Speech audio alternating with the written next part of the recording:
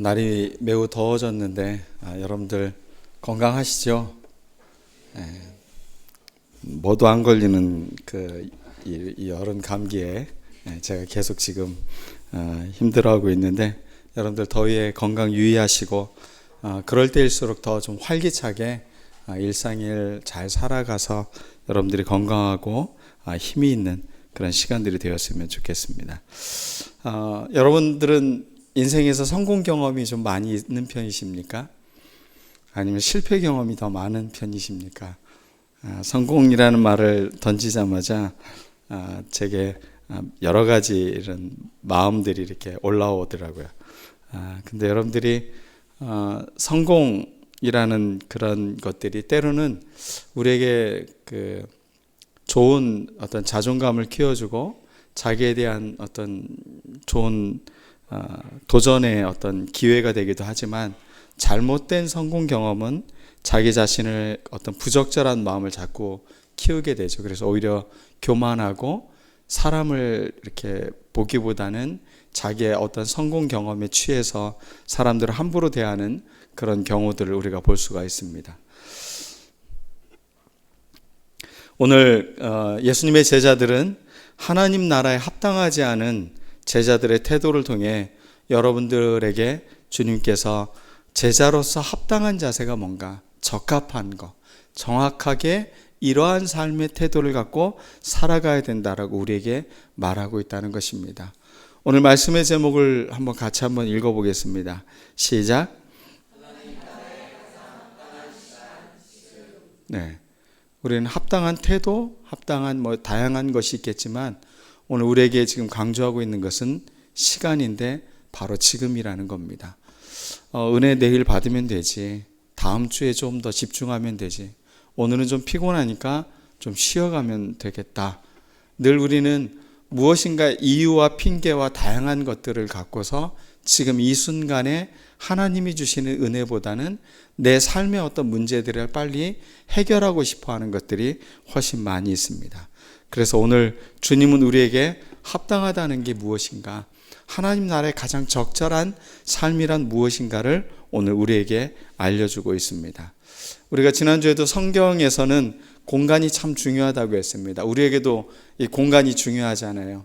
이것이 여러분 굉장히 뜨거운 땡볕이었다면 여러분들 예배드리기 참 힘들었을 겁니다. 그리고 이곳이 넓게 펼쳐져 있는 바닷가에서 우리가 예배를 드리고 있다면 또 오늘의 말씀은 또 새롭게 들렸을 것입니다. 예수님도 매 순간순간마다 장소를 이동하시면서 말씀을 전하고 계십니다. 오늘 이 성경 이야기는 어디에서 있는 이야기냐면 길을 가는 중에 있는 일입니다.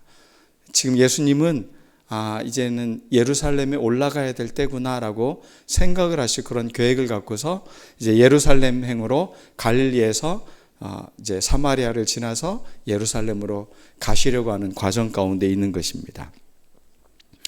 길을 가실 때 예루살렘으로 예수님이 길을 가실 때 제자들은 아주 흥분이 되어 있었습니다. 그 이유가 무엇이었겠습니까? 갈릴리에서도 예수님이 행하시는 일들을 보고 사람들이 이렇게 환호하고 이렇게 많은 사람이 따르는데 예루살렘에 가면 이건 놀라운 일이 일어날 것 같은 거예요. 뭔가 대단한 기적들이 일어날 거라고 그들은 확신하기 시작을 했어요. 그래서 그들이 했던 일들이 무엇이냐면 제자들끼리 서로 이런 이야기를 합니다. 야, 누가 더 높냐? 내가 더 높을 것 같냐? 네가 더 높은 자리에 차지할 것 같으냐? 이러면서 서로 자기들의 위치에 대해서 이야기를 하고 있습니다. 이런 걸 우리 속된 표현으로 김치 국물을 마신다고 하죠. 이들은 이미 전혀 주님이 주시려고 하는 것이 무엇인지에 대한 생각도 없이 자신들의 꿈, 자신들의 야망, 자신들이 갖고 있는 욕망으로 예수님의 예루살렘 그 행을 그들은 아주 기뻐하며 기다리고 있었다는 것입니다. 그런데 예수님의 길은 십자가의 길로 이어진다는 것을 제자들은 상상조차 하기 싫었던 것입니다. 하나님의 나라는 영광의 나라가 아니라 십자가를 통과한 나라라는 것을 우리는 늘 기억해야 됩니다. 하나님의 나라를 고통도 없고 이 세상의 모든 것이 아무런 문제도 없는 진공 상태의 어떤 쾌적한 곳이라고 생각하는 것은 우리들의 큰 오산이라는 것입니다. 십자가 없이 부활의 영광만을 바라는 마음, 그 마음 때문에 제자들은 점점 그 시골의 촌뜨기였던 그 제자들이 아니라 이제 점점 사람들 위에 군림하는 자세를 띠기 시작을 합니다. 그래서 사소한 것들, 가난한 사람들, 어린이들은 좀 이렇게 옆으로 좀 배척하고 좀 중요한 사람들을 향해 그들은 집중하기를 원했다는 것입니다. 여러분의 신앙 여정은 어떻습니까? 정말 사소하고 가난하고 어린아이 같은 그렇게 눈에 크게 중요하다고 여겨지지 않은 것들에 대해 여러분들은 얼마나 시선을 집중하고 잃어버리지 않고 있습니까? 어떤 목사님은 십자가의 길은 곧 기도의 길이라고 하신 분이 계십니다. 저는 그 말씀이 선뜻 처음에는 물음표가 이렇게 찍혔습니다. 기도의 길이 십자가의 길이라고. 근데 그 말씀을 매일 묵상하다 보니까 정말 기도의 길이 십자가의 길이더라고요. 제가 능력이 있고 힘이 있을 때는 기도를 잘 안 하더라고요. 그런데 어렵고 힘들고 내 능력 밖의 일인 것 같고 힘들 때는 주님을 의지하고 있더라고요. 내가 무기력할 때, 내가 힘이 없다고 생각할 때, 내가 뭔가 실패했다고 느낄 때, 그럴 때 이상하게도 그때는 기도하는 마음이 더 커지는 것을 우리가 경험할 수 있습니다. 주님은 우리에게 십자가의 길로 또 기도의 길로 우리를 인도하고 있습니다. 다른 어떤 것보다도 하나님으로 인하여 내 삶을 살아가겠습니다. 하늘로부터 오는 힘으로 내 인생의 길에 새 힘을 얻기를 원합니다. 이런 것이 기도의 길인 것 같습니다. 그리고 그것은 십자가의 길과 연결되어져 있는 것입니다. 많은 사람들이 꽤 지적인 사람들이 되었습니다. 서구에서 가장 부러워하는 게 무엇이냐면 한국 사람들의 높은 교육열입니다. 그리고 많이 배운 사람들에 대해서 자신들에게는 이렇게 학습을 많이 하지 않은 사람들이 많은데 한국은 대부분이 고급 인력이라는 것이죠. 근데 교회에서도 이런 고급 인력들이 참 많이 있습니다. 근데 그 문제는 무엇이냐면 자꾸 기도의 자리로 가지 않으려고 한다는 겁니다. 자신들의 방법, 자신들이 세상에서 해왔던 그런 노하우들을 갖고 자꾸 그런 것들로 교회 일을 하고 싶어 한다는 것. 그게 우리가 하나님의 길을 제대로 가지 못하게 하는 원인이 된다는 겁니다. 우리 십자가의 길을 걸어가는 주님의 길을 조금씩 더 따라가기 위해서 우리의 기도의 길을 놓치지 않는 여러분들이 되었으면 좋겠습니다. 오늘 합당한이라는 헬라어 단어를 조금 공부하겠습니다. 유테토스라는 말입니다. 유라는 말이 붙으면 이게 좋은이라는 말입니다. 좋은 거 할 때는 유오디아 뭐 이런 게 다 이제 좋다라는 게 앞에 붙어 있는 건데, 이 티댐이라는 그 동사는 무엇을 어디에 자기 자리에 놓여져 있는 것을 놓는 것을 말하는 단어입니다. 이 두 단어가 합쳐진 단어가 유테토스라는 단어인데 잘 놓여져 있다는 겁니다. 아주 적합하게 놓여져 있다. 제대로 자리를 잡았다라는 표현을 하고 있는 겁니다. 합당하다는 게 무엇이라고요? 자기 자리를 잘 잡았다라는 이야기라는 것입니다. 저희 누님은 의상실을 했습니다. 예전에는 양복점, 의상실 이런 것을 통해서 직접 옷을 맞춰 입었죠. 그래서 뭐 기성복이라는 것보다는 이렇게 양복점에서 옷을 맞춰 입는 것을 참 중요하게 생각을 했습니다. 먼저 처음에 가서 하는 일은 제 몸의 치수를 재는 겁니다. 그러면 줄자를 갖고 제 몸의 치수를 다 적어가지고 이 천을 선택을 하고 그 천을 이제 잘라가지고 어느 정도의 기본적인 박음질을 해놓고서는 가봉이라는 것을 합니다. 그래서 가봉을 하게 오라고 이렇게 이야기를 하죠. 제 몸에 피팅이 잘 맞는지 안 맞는지를 이렇게 임시로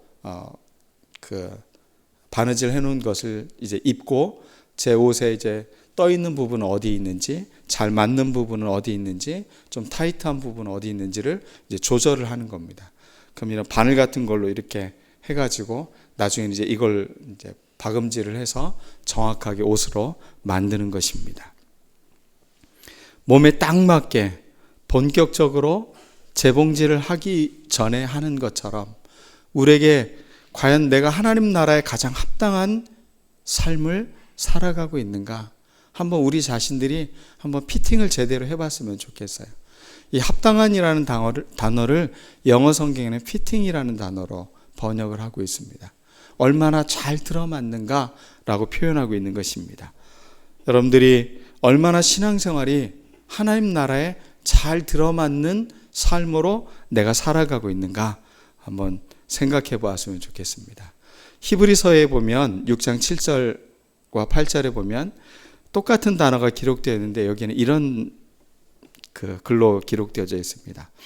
땅이 그 위에 자주 내리는 비를 흡수하여 밭가는 자들이 쓰기에 합당한 채소를 내면 하나님께 복을 받고, 만일 가시와 엉겅퀴를 내면 버림을 당하고 저주함에 가까워 그 마지막은 불사름이 되리라.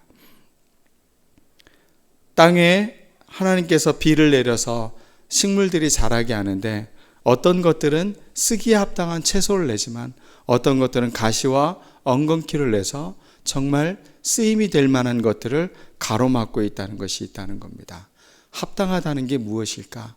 의도하고 가장 적절한 것을 내는 것, 하나님이 쓰시기에 좋은 삶을 살아내는 것, 그것이 바로 합당한 삶인 것입니다. 또 누가복음 14장에는 소금에 대한 이야기가 나옵니다. 너희는 세상의 소금이다. 너희는 세상의 빛이다 라고 이야기를 하고 있죠. 근데 소금이 그 본질을 잃어버리면 아무 쓸모가 없다는 것입니다. 쓸데없어 내버려지느니라. 여기서 쓸데없다는 말, 이 단어의 부정적, 합당하지 않은 소금은 어떻게 된다고요? 버려지게 된다라는 이야기를 하고 있는 것입니다. 우리의 존재 가치를 잃어버리면 우리는 합당하지 않다는 겁니다. 내가 누구인가에 대한 정체성, 내가 어떤 사람인가, 내가 무엇을 위해 살아가는 사람인가를 잊지 않고 살아가는 것, 이것은 참으로 우리에게 중요한 것입니다. 제가 이 말 경주하는 데를 가보질 않아서 잘 모르겠는데 영상으로만 봤습니다. 경주마에게 블라인드 폴드라는 걸 씌웁니다. 이렇게 앞에 이렇게 생긴 그 말 눈에다가 마치 안경을 세워놓은 것처럼 이렇게 눈 가리개를 해줍니다. 말은 우리처럼 이렇게 눈이 옆에 앞으로 달려 있는 게 아니라 옆으로 달려 있잖아요. 옆으로 달려 있으면 시각이 어떻겠습니까? 훨씬 더 넓겠죠. 그러니까 사람이 바라보는 시각보다 말이 바라보는 시각은 훨씬 넓다고 합니다. 시각이 넓으면 우리는 굉장히 좋을 것 같습니다. 근데 시선을 많이 빼앗기고 특히 말들이 달리기를 하다가 옆에 있는 말들을 의식하거나 이러면 두려워하게 된다는 겁니다. 그러면 두려워하면 호흡이 가빠지게 되고 말들이 자기 경기를 하질 못하게 되는 것이죠. 그래서 오직 앞만 보고 잘 달릴 수 있도록 시야각을 줄여주는 겁니다. 우리는 넓은 안목을 가진 사람들을 참 부러워합니다.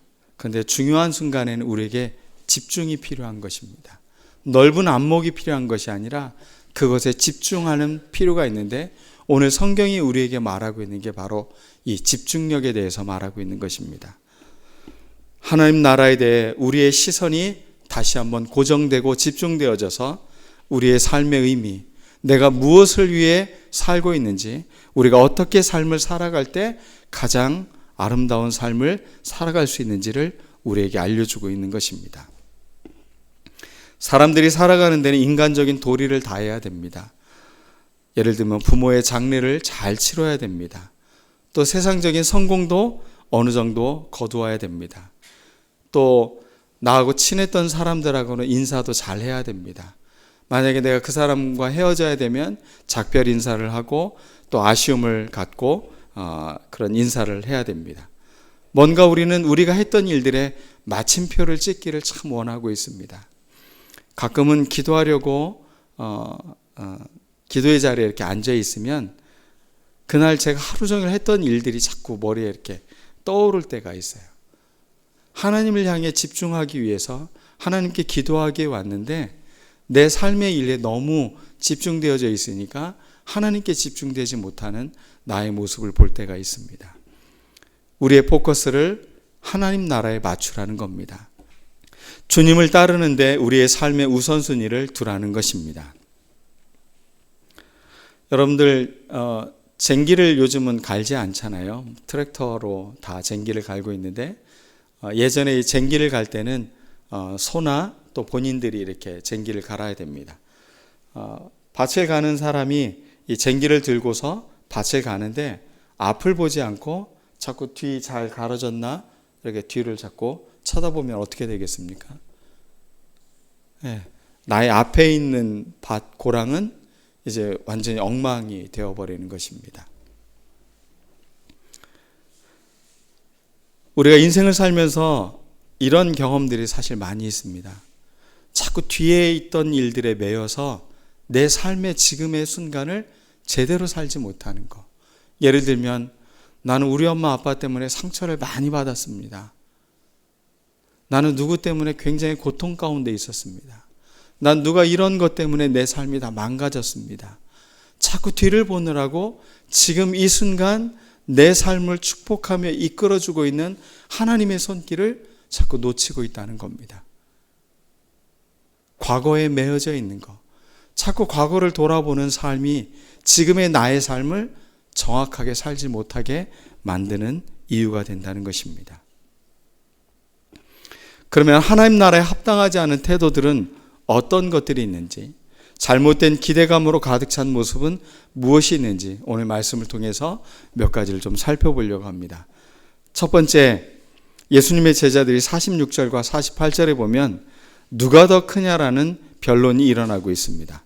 자리 다툼하는 것이죠. 사람들은 자리가 참 중요한 것 같아요. 우리 밥 먹을 때도 어디가 상석인지를 잘 따져야 되잖아요. 특히 군대에서는 자동차를 탈 때 자기보다 높은 사람이 있을 때는 그분을 어디에 태워야 되는지 이런 것들에 굉장히 민감합니다.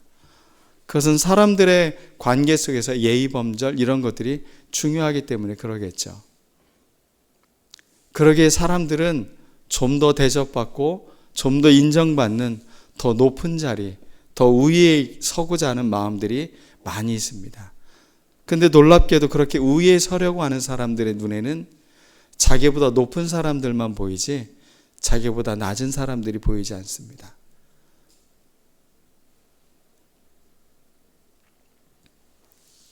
제가 초반에 목회를 할 때 교회를 건축을 하면서 개척을 동시에 했었습니다. 참으로 어렵고 힘든 과정들이었는데 그때 아이들이 잘하고 있는 것에 대해서 많이 그 2, 3년 동안을 아이들에게 별로 이렇게 집중하지 못했던 기억이 나요. 지금 내 눈앞에 있는 이것을 이루기 위해서 내 마음이 온통 거기에만 쏠려 있는 것이죠. 이것을 이루어야 돼. 이게 빨리 완성이 돼야 돼. 그래야 내가 살 수 있어. 그래야 내가 목회를 할 수 있어.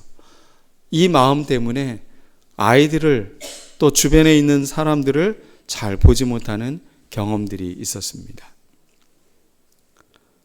제자들이 서로 누가 더 크냐라고 논쟁하고 있을 때 예수님께서는 어린아이 하나를 데려다가 자기 옆에 세우십니다. 그리고 누구든지 내 이름으로 이런 어린아이 하나를 영접하면 나를 영접하는 거다. 가난한 사람을 위해서 냉수 한 그릇을 준 것이 바로 나에게 물을 준 것이다. 예수님은 늘 자신을 따르고 있는 사람들에게 어디에 눈이 가야 되는지를 알려주고 있는 것입니다. 가난한 사람, 어린아이, 힘없고 능력 없다고 생각되는 사람들, 그런 사람들을 향해 우리의 시선을 둘 수 있는 사람들이 될 때 우리가 잘못된 제자들의 길을 걸어가지 않을 수 있다는 것입니다.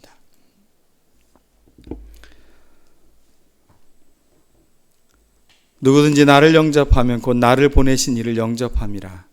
예수님은 작은 자로, 낮은 자로, 이 연약한 어린아이 같은 사람들의 모습으로 우리와 늘 함께하고 있다는 것입니다. 여러분이 아직도 성공과 아직도 큰 사람이 되고자 하는 그런 마음이 있습니까? 그게 교회 안에서 있으면 안 된다는 것입니다. 교회 안에 직분이 있는데 그 직분은 서열의 자리가 아닙니다. 섬김과 봉사의 자리지 절대 그것이 누가 위에 있고 누가 낮고 이런 것이 아니라는 겁니다. 근데 여전히 교회 안에서도 이런 자리 다툼의 길이 많이 있습니다. 성공과 출세, 그러면서 우리는 주님을 놓쳐버리는 것입니다. 우리는 주님을 따르려고 하는데 정말 중요한 주님을 놓쳐버리는 결과를 갖게 된다는 것입니다. 두 번째입니다. 첫 번째는 뭐라고요? 자리 다툼하는 거. 두 번째는 예수님을 독점하려는 길입니다. 인생에서 굉장히 중요한 것은 내가 어떤 것을 독점할 때 너무 좋아진다는 겁니다.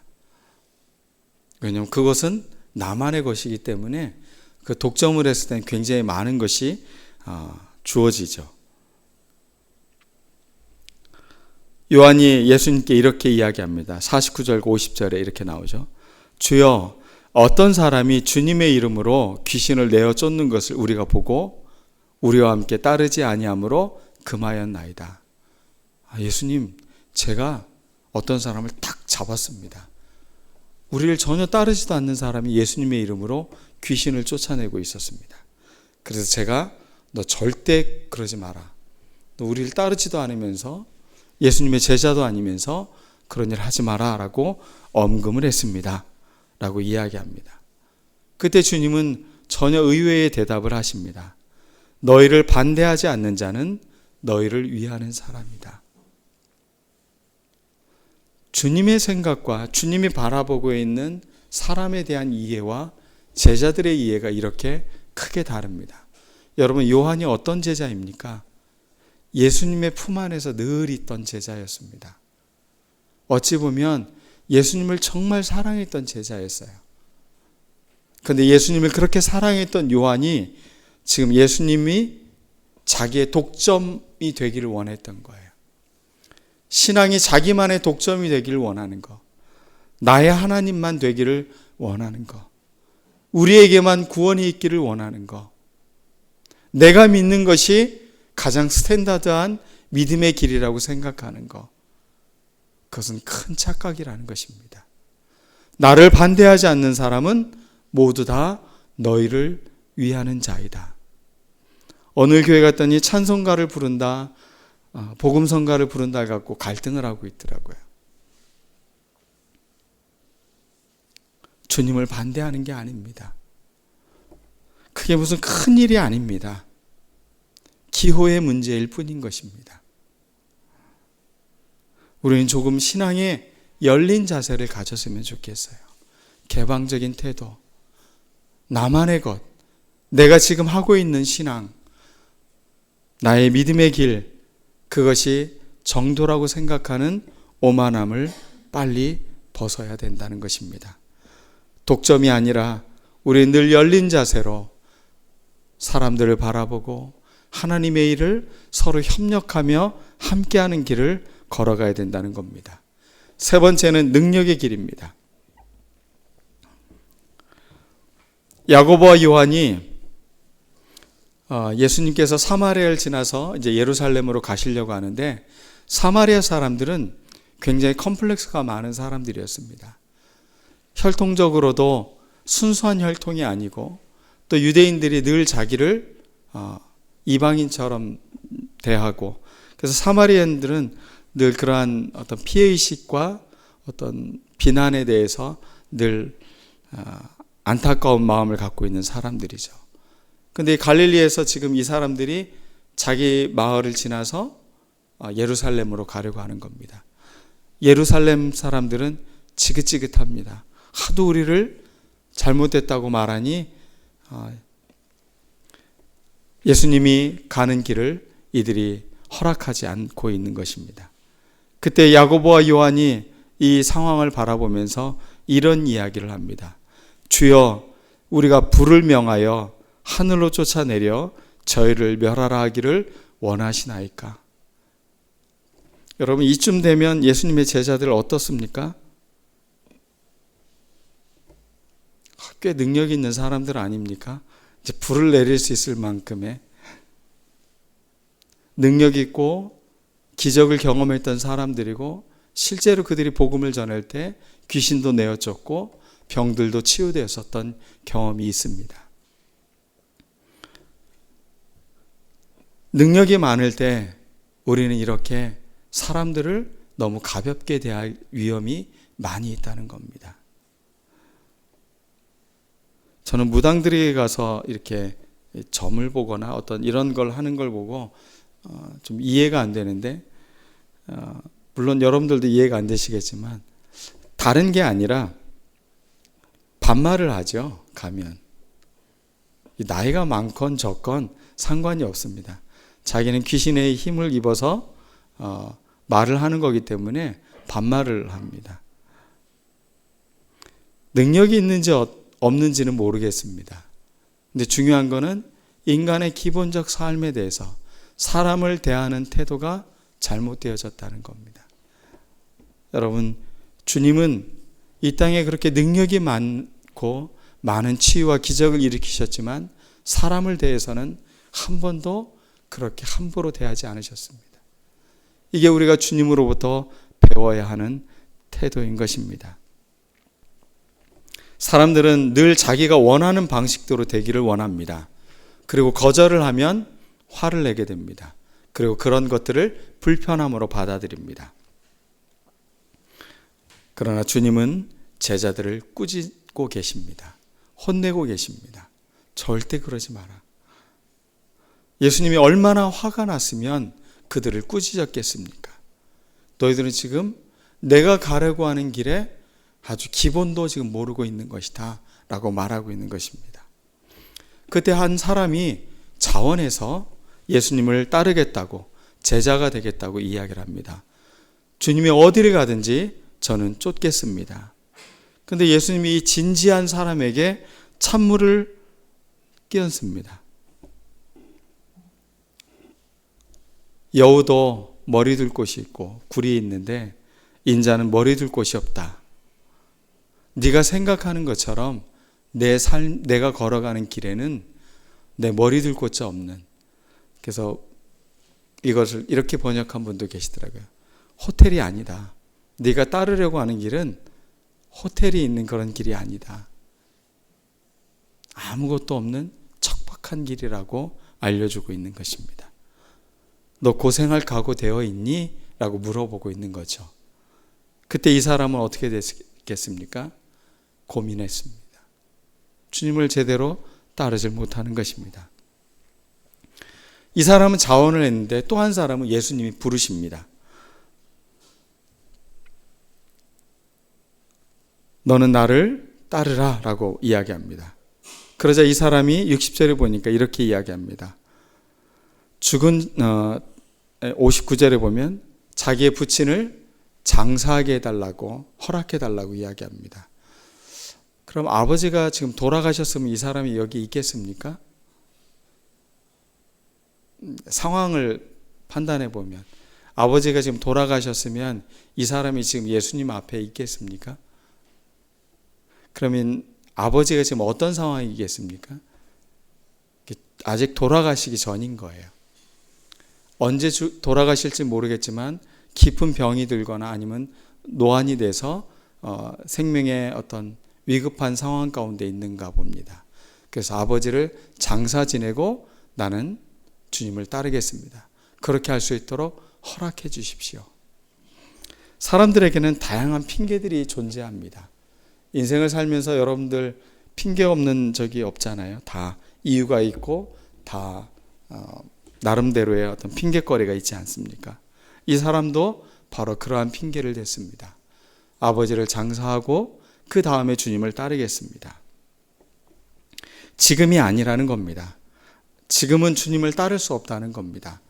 이제 먼저 인간의 도리를 먼저 하고 그 다음에 주님을 따르겠습니다 라고 나름대로의 핑계를 대고 있는 것입니다. 또 한 사람이 자원을 합니다. 주여, 내가 주를 좇겠나이다.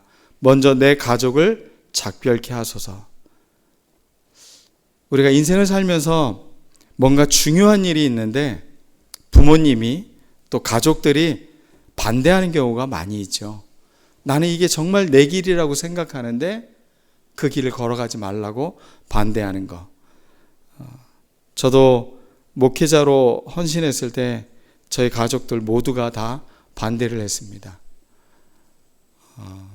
저희 아버님은 이런 이야기를 하셨어요. 아버지가 목사도 아니고 장로도 아니고 교회 집사도 아닌데 네가 목회를 하면 누가 너의 어떤 것을 봐주고 너의 그런 걸 할 수 있다고, 아무도 없는데 이런 일을 하려고 하냐, 하지 마라, 이런 이야기를 하셨어요. 그건 아버지의 사랑이었어요. 그렇지만 그 말에 제가 동의를 했다면 저는 지금 여기에 있지 않겠죠. 다른 뭔가 일을 하고 있겠죠. 그러면서 주님은 그 사람에게 이런 이야기를 해주고 있습니다. 쟁기를 잡고 뒤를 돌아보는 자는 하나님 나라에 합당하지 아니하다. 우리가 인생을 살아가면서 사람들에게 좀 지지를 받고 싶은 경우가 많이 있습니다. 사람들이 좀 잘 선택했다, 너 정말 잘했다, 이렇게 해주기를 바라는 마음이 너무나 많이 있다는 겁니다. 그런데 그런 게 아니어도 지금 이 순간에 주님을 따르려고 하는 이 마음의 결단, 이건 한마디로 이야기하면 곁눈질하지 말라는 겁니다. 집중하라는 것입니다. 두고 온 것에 대한 미련을 갖지 말라는 것입니다. 다양한 인생의 이유와 핑계가 있지만 하나님 나라, 주님을 따르는 것은 바로 지금 이 순간 따르겠다라고 말하는 것이라는 겁니다. 예를 들면 그 사람이 그때 선택을 해서 예수님을 따랐다면 며칠 후면 다 집에 돌아갈 수 있었습니다. 왜 그러냐면 예수님께서 십자가에 돌아가셨기 때문에 그 사람들은 다시 자기의 원래 위치로 충분히 갈 수 있었습니다. 사람들에게는 자기의 생각, 자기의 시점이 굉장히 중요합니다. 그래서 내가 하고 있는 일들, 이런 모든 것들이 잘 되고 난 이후에 그 다음 일을 자꾸 생각을 한다는 것이죠. 그러나 신앙은 머뭇거리는 게 아니라는 겁니다. 뒤를 돌아보는 게 아니라는 겁니다. 내일로 미루는 것이 아니라는 것입니다. 지금 이 순간, 오늘 여러분들이 예배의 자리에 나왔습니다. 은혜는 언제 받는 거라고요? 지금 이 순간. 주님을 따르는 것은 지금 이 순간이라는 겁니다. 내일, 다음에, 먼 미래로, 또 가까운 미래로 여러분들 자꾸 미루지 말고 다음 기회라고 말하지 않고 지금 이 순간에 그리스도를 만나고 그리스도를 따를 때 우리의 삶은 새로운 삶으로 열리게 되는 것을 경험할 수 있는 것입니다. 지금 나와 함께하자.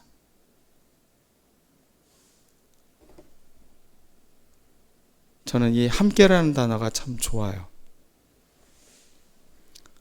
혼자 하니까 참 힘들어요. 근데 함께하면 든든해요. 그리고 덜 힘들게 됩니다. 주님께서 십자가의 길을 걸어가시는데 사람들에게 초대를 하고 있습니다. 넌 나를 따라라. 근데 사람들은 저마다의 핑계를 대면서 미루고 있다는 것입니다. 엘리자베스 요한나 셰핑이라는 1880년도에 태어난 여성이 있습니다. 독일 태생이고 살기는 미국에서 살던 사람입니다. 어머님은 캐톨릭 신자고 이 엘리자베스는 개신교인이었습니다. 하루는 간호사로 일하다가 한국이라는 나라에 사람들이 헐벗고 병들어 있고 내가 그곳에 가서 선교일을 하고자 합니다 하면서 자리를 이 한국 땅으로 옮깁니다. 이 서서평이라는 자기의 이름을 서서평, 천천히 그리고 평화롭게 걸어간다는 말이에요. 서서평이라는 말이. 그는 조선의 가난과 아픔을 등에 업고 간 여인이었습니다.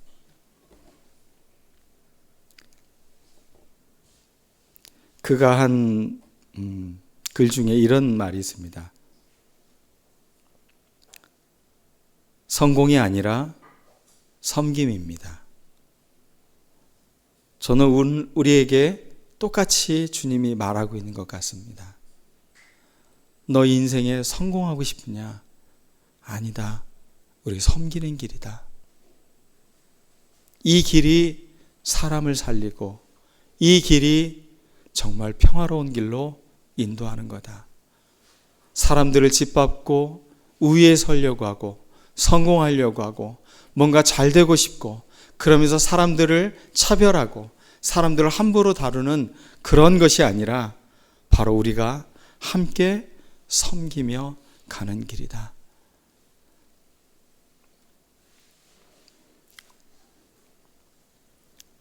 조류 관찰자들을 보면 참 놀랍습니다. 그들은 한 곳에 자리를 잡고 그 자리에서 마치 그 침묵을 유지하고 오로지 그 새들을 집중해서 관찰을 합니다. 그들의 시선은 전혀 흐트러뜨리지 않습니다. 지금 자기 눈앞에 뭔가 펼쳐질 놀라운 일들이 있을 거라는 그 기대감을 잔뜩 품고 그는 카메라를 응시하고 있는 것입니다. 때로는 우리가 참 제자도의 길을 걸어가지 못하는 이유가 바로 여기에 있는 것 같습니다. 집중하지 않는 겁니다. 그런데 문제는 기대감이 없다는 겁니다. 여러분의 삶에, 여러분의 신앙에 기대감이 사라졌다는 것은 내 삶이 지금 그냥 내가 원하는 대로 그냥 주어진 것을 살아갈 수밖에 없어 라고 말하는 것입니다. 기대감의 다른 말은 희망입니다. 우리가 지금 주님을 바라보고 주님을 따르는 것은 우리의 삶에 희망이 있다는 겁니다. 세상 사람들은 교회를 향해 질타를 하고 비판을 하고 있습니다. 그런데 그럼에도 불구하고 우리는 여전히 희망이신 그리스도에게 집중하는 겁니다. 교회에 비판받는 대상들을 향해 우리의 시선을 빼앗기지 않는 것입니다. 오로지 주님만을 바라보며 주님과 함께 길을 걸어가는 겁니다. 그리고 그 기대감은 우리에게 놀라운 삶의 현실로 펼쳐진다는 것입니다. 그것은 주님이 우리에게 초대하고 있는 삶입니다. 이 초대에 여러분들이 모두 응했으면 좋겠습니다. 그리고 이러한 초대에 우리의 삶에 우선순위를 두었을 때 우리의 삶은 예수님의 제자로 예수님과 함께 더불어 아름다운 삶의 길을 걸어가는 우리들 모두가 될 줄로 믿습니다. 언제부터요? 지금부터. 우리 같이 기도하겠습니다. 오늘 말씀을 기억하면서 주님, 지금부터 하나님 나라에 가장 합당한 삶을 살기를 원합니다. 우리 다 같이 기도하겠습니다.